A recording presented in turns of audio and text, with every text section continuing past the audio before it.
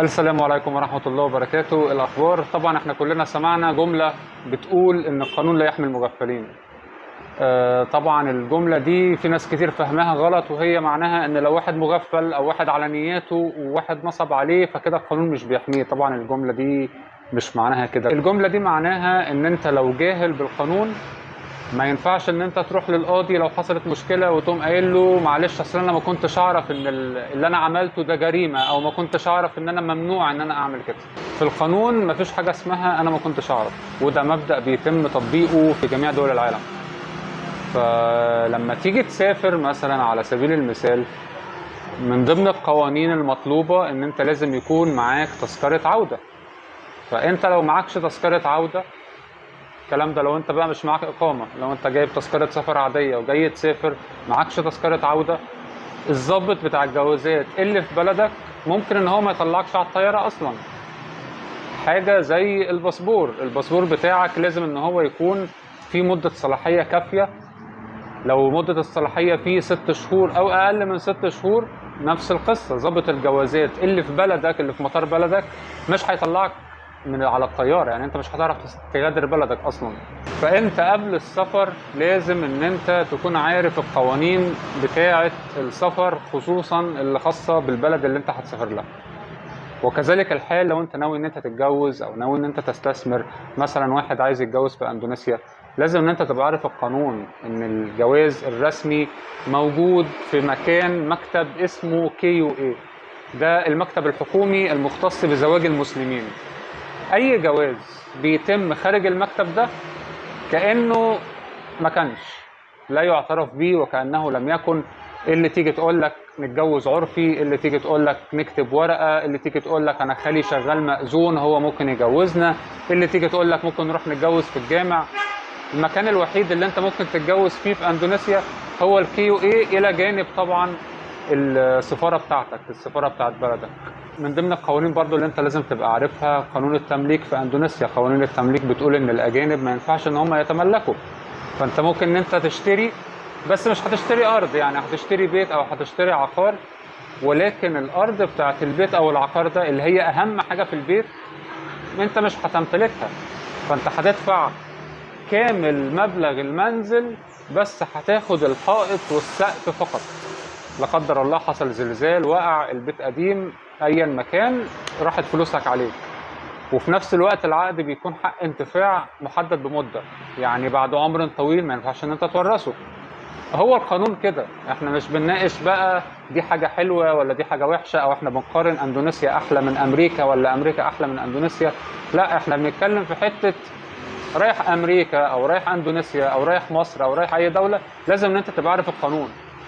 لان ولا الضباط ولا الجوازات ولا المحكمه هيساعدوك لما انت تكون واحد نصب عليك، ماشي، واحد ضحك عليك، انما لما تكون انت رايح مثلا انا مش عارف القانون ورحت عملت حاجه غلط، جيت اتجوزت مثلا بس ما اتجوزتش رسمي، وجاي اقول طالبوني ان انا الجواز ده يبقى رسمي، لا، انت المفروض تبقى عارف ان الجواز ده مش هيبقى رسمي.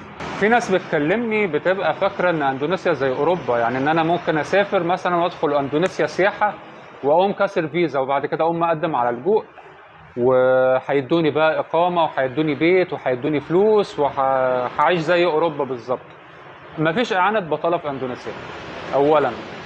ثانيا، ان انت لو كسرت فيزا مهما كان نوع الاقامه بتاعتك، حتى لو انت كنت مقيم بقالك فتره بس كسرت الاقامه بتاعتك، بتدفع 1,000,000 روبيا على كل يوم، يعني حوالي $70.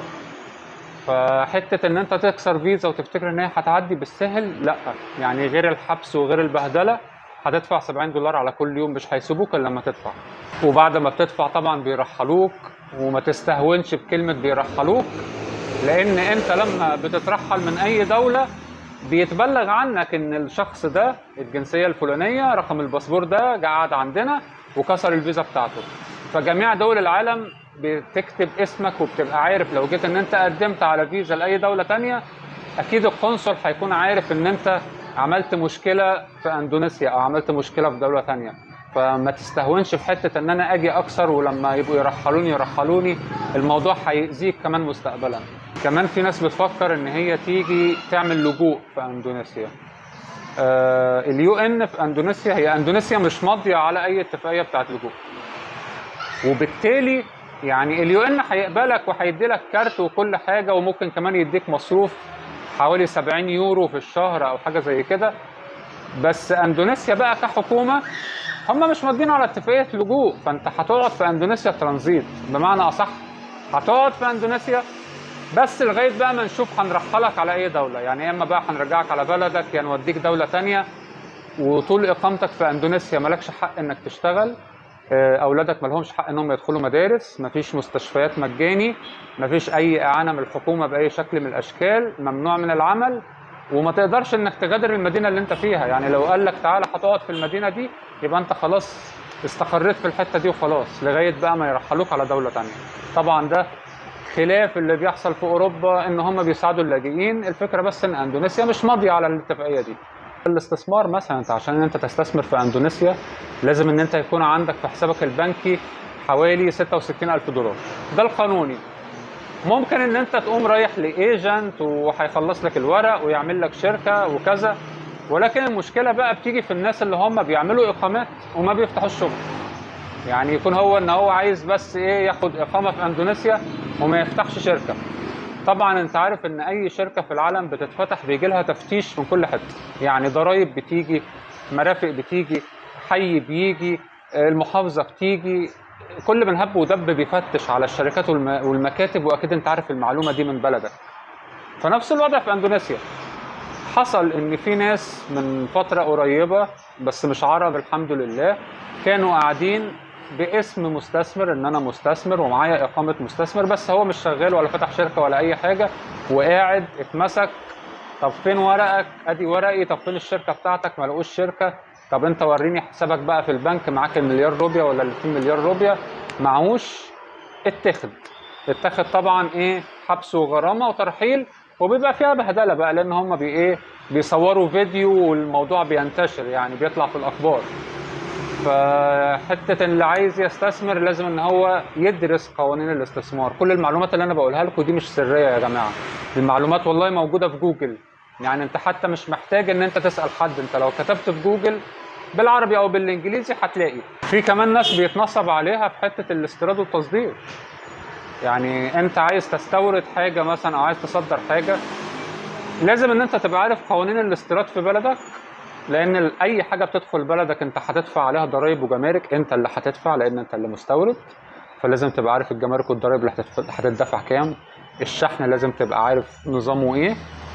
كل دي قوانين لازم انت تفهمها عشان ده حقك. تاني حاجه بقى لما بتيجي تستورد، انا بلاقي ناس تكلمني تقول لي السلام عليكم انا عايز استورد اندومي. طيب شركه زي اندومي مثلا ليه وكيل في الشرق الاوسط، ووكيل الشرق الاوسط ليه مصانع، يعني في مصر في اندومي مصر. اندومي مصر المصنع ده هو المسؤول عن البراند اللي اسمه اندومي. ما ينفعش ان انت تدخل كيس من وراه وتيجي تبيعه، هيعمل لك قضيه. فانت لما بتيجي تستورد حاجه، عايز تستورد ورق مثلا، ورق A4 على سبيل المثال، تدخل على جوجل تدور تشوف مين المصنع اللي بيعمل والبراند اسمه ايه، وتشوف عندك في بلدك هل في وكيل اصلا بيتعامل مع المصنع ده. لان الوكيل بيعمل ايه؟ الوكيل بيمضي معاه اتفاقيه. لو انا مثلا اخدت وكاله مصنع ورق A4، بعمل معاه اتفاقيه ان البراند بتاعك ده مش هيتباع في بلدي الا عن طريقي. مفيش اي مخلوق مهما كان يقدر يدخل البراند بتاعك الا انا. ليه؟ لان انا الوكيل بتاعك. اللي عايز يشتري عن طريقي، ما يشتريش كمان عن طريقك. فانت تشوف البراند ده هل في وكيل في بلدك، عشان لو في وكيل في بلدك فانت مش هتعرف تشتري بقى من اندونيسيا، هتشتري من الوكيل مباشرة. واسعار الوكيل بتكون مقاربة لاسعار المصنع، بس طبعا بيضيف عليهم ايه؟ سعر الاستيراد، الفلوس اللي دفعها في الاستيراد والشحن والكلام ده. لما تعوز انك تستورد، مفيش حاجة اسمها ان انت تدخل على جروب في الفيسبوك تقول سلام عليكم انا عايز ان انا استورد كذا، فبيوم واحد مكلمك يقول لك تعالى خاص انا عندي مصانع ورق مثلا على سبيل المثال، وتعالى اوريهم لك، ويبعت لك كام فيديو وكام صوره، تقوم انت محول له الفلوس على الويسترن يونيون ويدي لك البلوك الجميل ويختفي، وتيجي تدور تقول ده انا اتنصب عليا. في حاجه اسمها LC.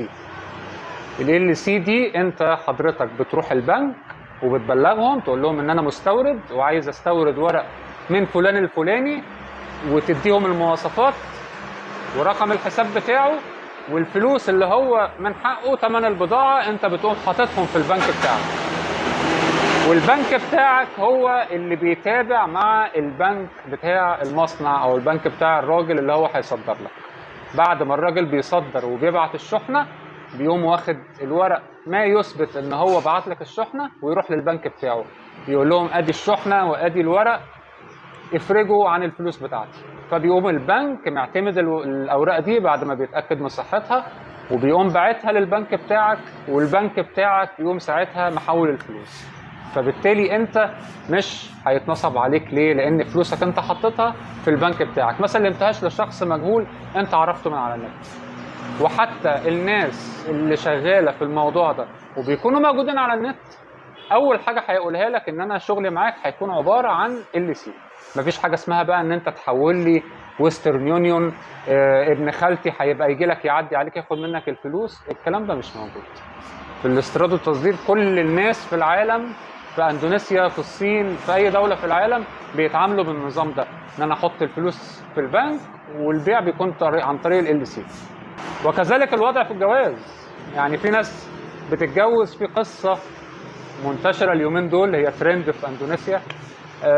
شاب هندي اتعرف على واحده اندونيسيه وعايز يتجوزها، اتفقوا على كل حاجه والعيله وافقت وكل حاجه جميله، بس هي قالت له تكاليف الجواز هتبقى عباره عن 52 مليون روبيا. بعت لها الفلوس وخلاص، يعني اهله شافوها وموافقين، واهلها برضو نفس الموضوع موافقين. الراجل سافر من الهند وجاء اندونيسيا. اول ما وصل طبعا هو طلع من المطار عليها، خبط على الباب محدش عايز يفتح له، خبط على الباب اهلها مش عايزين يقابلوه، مش موافقين على الجواز. هي راحت قايله له اصل انت جيت متاخر، انا اهلي لقوا عريس تاني وانا اتخطبت خلاص وفي راجل تاني هو اللي اخدني، وكل سنه وانت طيب، ومشوه.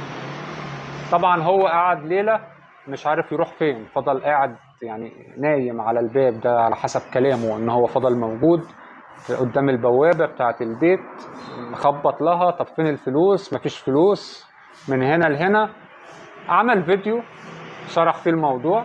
لاجل الحظ يعني عشان هو ربنا بيحبه، ففي فلوجر تاني باكستاني هو مشهور في اندونيسيا فاتكلم عنه. يعني هو اخذ الفيديو اللي هو عمله واتكلم عنه، فالموضوع بقى منتشر، بقى ترند. القريه بتاعت البنت عرفت، العيله بقى عرفوا، والصحاب عرفوا، والجيران، فضغطوا عليها علشان ان هي ترجع الفلوس. فهي كمان راحت رفع عليه قضيه ان هو بيشوه سمعتها.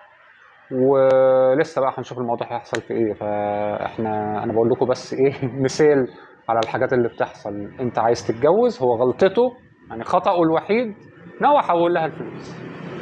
لو هو كان سافر وجه وعملت معاه كده مثلا وما كانش بعت فلوس، ما كانتش هتبقى مشكله، كان هيرجع على بلده تاني او هيشوف طريقه بعيد عنها وخلاص. انما المشكله انها ايه، سحبت منه مبلغ وقعدت بقى تفاوضه وتقول طب انا هرجع لك جزء منه، طب انا هرجع لك 10 مليون روبيا. فالموضوع لسه هنشوف التطورات بتاعته ايه. ده بس مثال صغير ان انت ما تبعتش فلوس لحد. مفيش اي شغلانه في اندونيسيا ينفع ان انت تشتغلها كاجنبي الا بتصريح عمل، مهما كان المرتب، مهما كان البوزيشن الوظيفي بتاعك.